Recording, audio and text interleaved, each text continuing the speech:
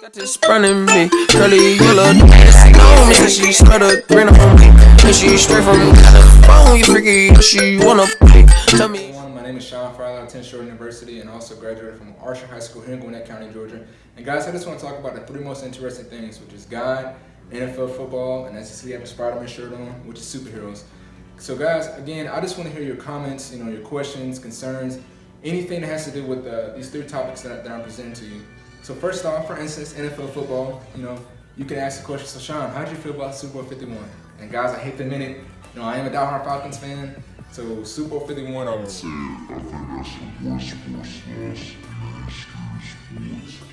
And again, I'll give plenty of feedback. And guys, again, if you have any questions about these three topics, it doesn't have to be, for the NFL, it doesn't have to just be about the game. It could be about anything else. Who's your top 10 players, this and that, who's your favorite team. It could be about anything. So, transitioning again into superheroes, again, since I have the Spider-Man shirt on, you can ask a basic question. So how'd you feel about Spider-Man Homecoming? I enjoy Spider-Man Homecoming. I think Tom Holland, since he's a good Spider-Man, and Peter Parker, he has tremendous upside. It wasn't my favorite Spider-Man film, but again, I think it was a good film.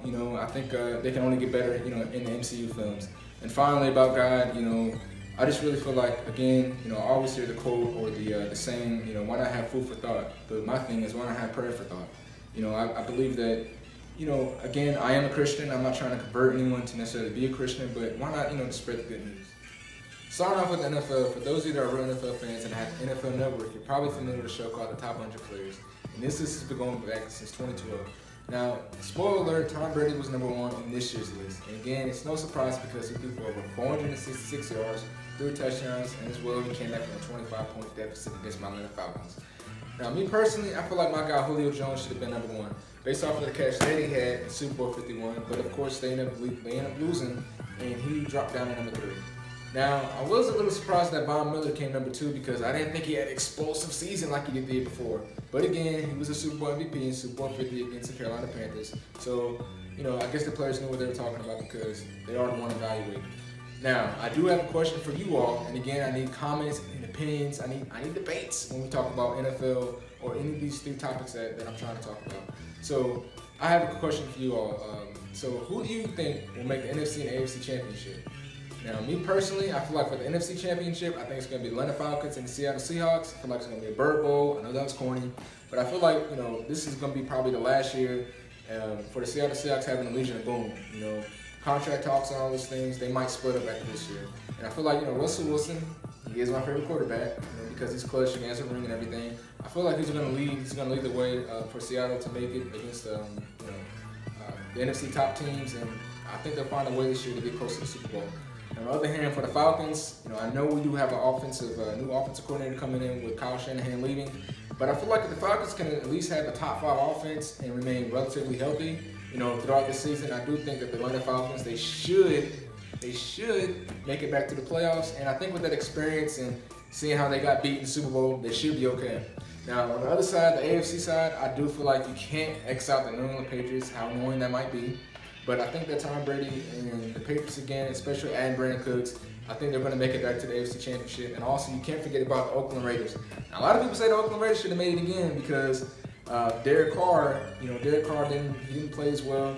Or excuse me, he had got hurt actually. And without him getting hurt, maybe they could have played the New England Patriots in the AFC Championship. I think if Derek Carr stays healthy this year, Khalil Mack and Bruce Irvin, having that chemistry on defense again this year, I think you definitely have to watch out for the haters for this year.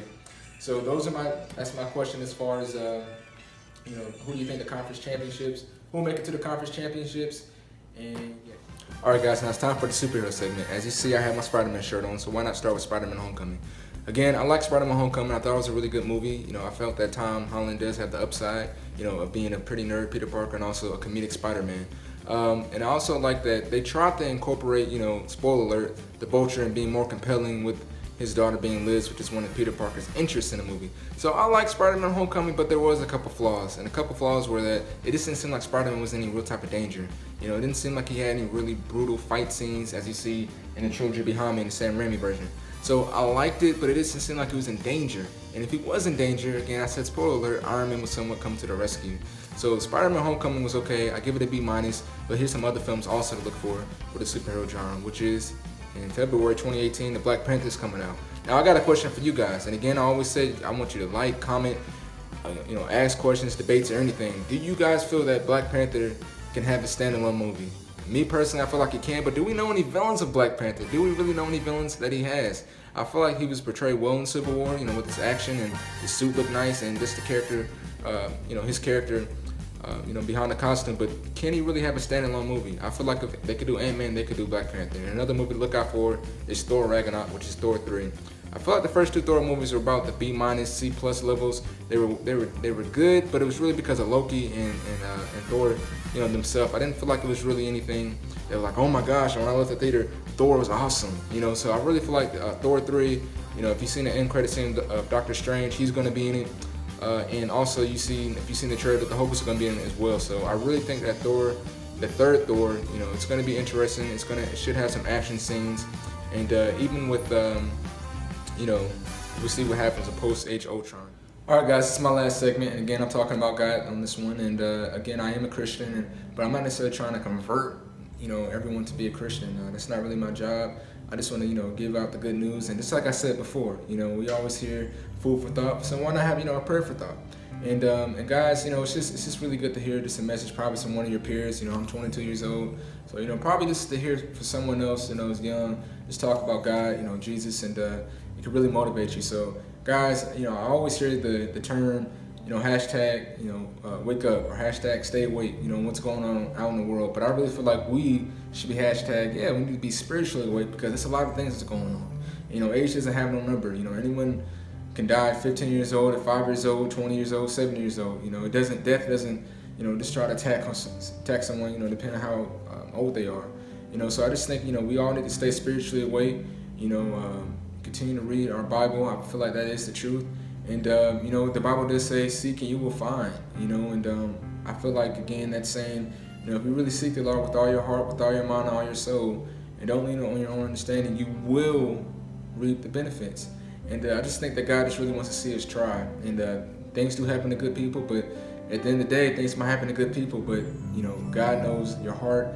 And if you accept Him, those good people will they'll reap the benefits in heaven. So I just want to say to stay prayed up.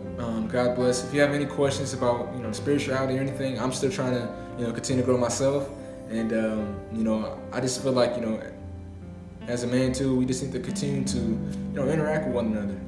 Just interact if you have any questions about anything.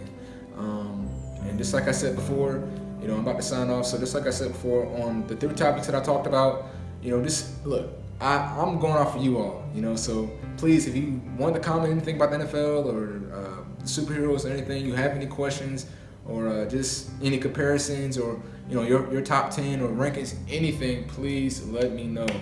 And please, again, guys, like, comment. Obviously, you have to comment and subscribe to what I'm saying. And just please continue to follow me as The Truth Speaks Out. God bless. Have a great day.